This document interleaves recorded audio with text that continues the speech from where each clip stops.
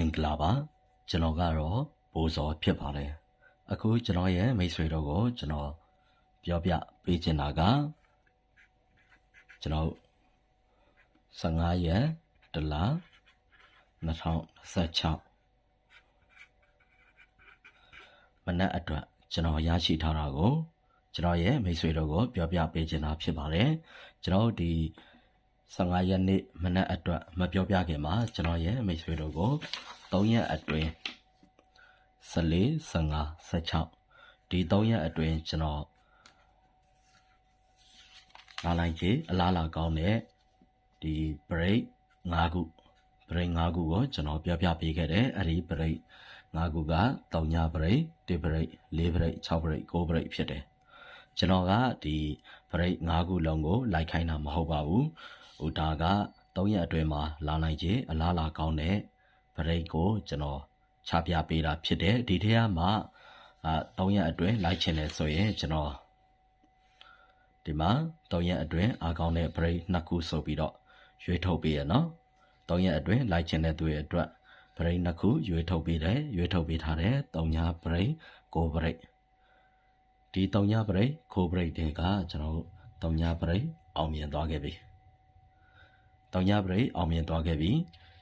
ပြီးရင်ကျွန်တော်3ရက်အတွင်းအားကောင်းသော break 5ခုမှအကြိုက်ဆုံးလူတိုင်းထည့်ထိုးတဲ့ break တစ်လုံးဆိုပြီးတော့ကျွန်တော်9 break ကိုရွေးပေးထားခဲ့တယ်ဒါဆိုရင်ကျွန်တော်3ရက်အတွင်းမှာတရက်ကထွက်သွားပြီဆိုတော့ဒီ14ရက်နေ့ကထွက်သွားပြီဒါဆိုရင်ကျွန်တော်ဒီ15ရက်16ရက်ဒီ2ရက်ကျန်မယ်ကျန်တဲ့4ချိန်မှာ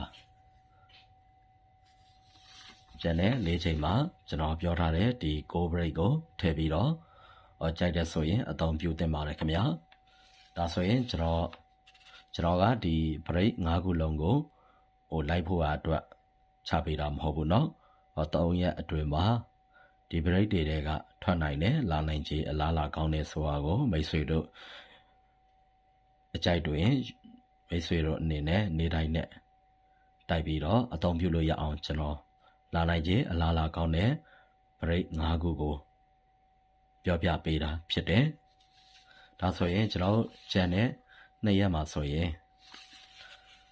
9 break တစ်လုံးကျန်သေးတယ်နော်9 break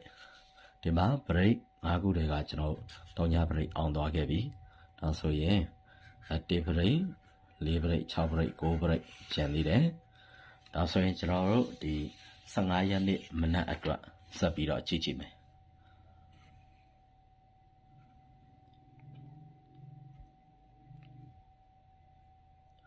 ဒီမှာကျွန်တော်က3ရက်တစ်ဖြတ်စီချရေးထားတယ်3ရက်တစ်ဖြတ်စီချရေးထားရဆိုရင်ကျွန်တော်ဒီမှာဒီမနက်ခင်းပိုင်းမှာဆိုရင်ကျွန်တော်ဒါ1 break ထွက်လာတယ်နော်ဒီမှာဆိုရင်တင်5 6 break ထွက်လာတယ်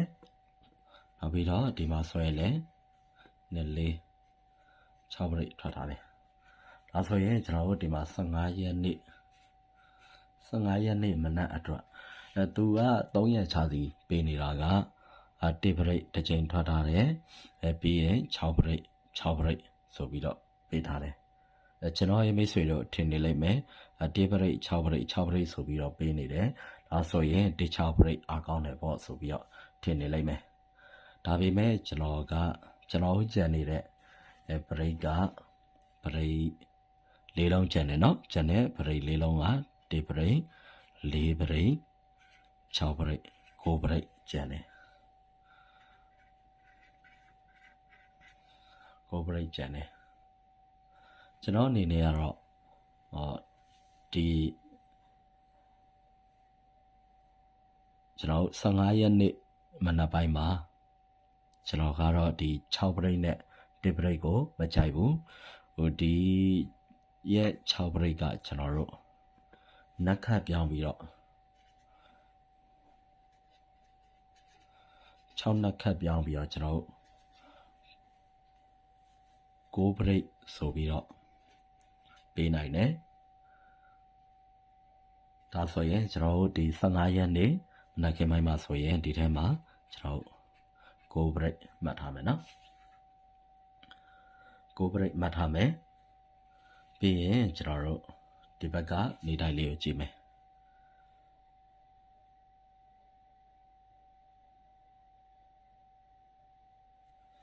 ဒီဘက်ကနေတိုင်းကိုကြည့်မယ်ဆိုရင်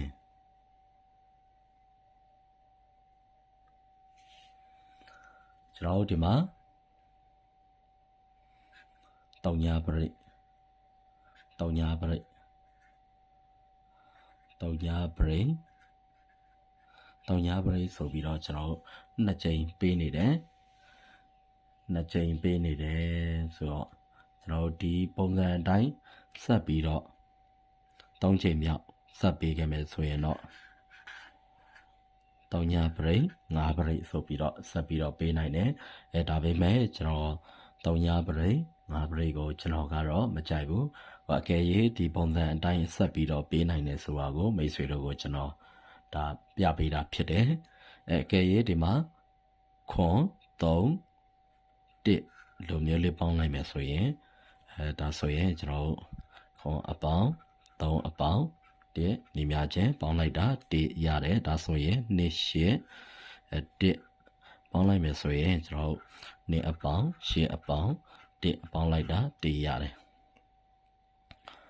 1ရတယ်ဆိုတော့ကျွန်တော်ဒီခွန်ကိုလေ1ရဖို့အတွက်15ရက်နေ့မနက်မှာဆိုရင်4ပရိတ်ဖြစ်ရမယ်ဒါဆိုရင်4ပရိတ်နဲ့ခွန်နဲ့ပေါင်းလိုက်ရင်1ရတယ်ဒီလိုမျိုး3ချိန်ဆက်ပေးမလားဒါမှမဟုတ်9ပရိတ်သာဝင်ခဲ့မယ်ဆိုရင်ကျွန်တော်တို့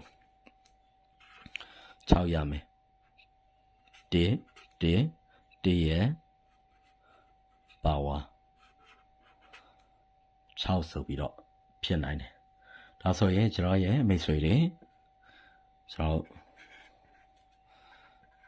ဇာတာပတိမနက်မှာဇာတာပတိနေ့မနက်မှာကျွန်တော်ခြိုက်တဲ့ပရိတ်ကတော့4ပရိတ်9ပရိ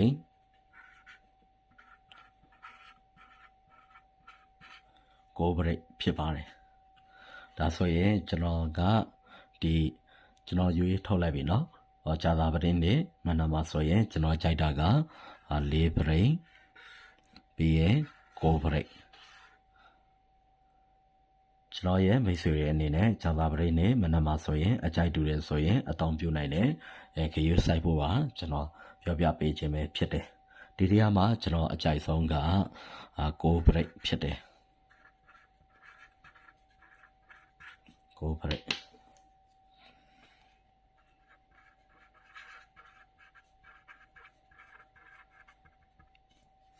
9ပရိတ်အကြိုက်ဆုံးဖြစ်တယ်ဒါဆိုရင်ကျွန်တော်ရဲ့မိတ်ဆွေတို့ကတော့ဒီဇာတာပရိတ်နေ့မနက်မှာဆိုရင်4ပရိတ်9ပရိတ်အဲဒီ4ပရိတ်9ပရိတ်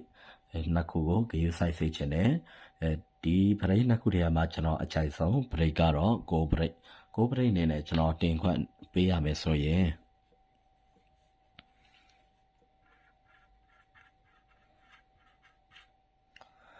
တင်ခွင့်ပေးရမယ်ဆိုရင်ကျွန်တော်တို့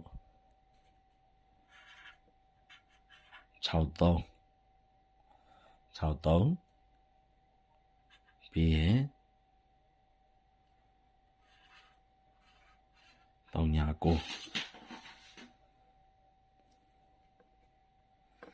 6339ပြီးရင်18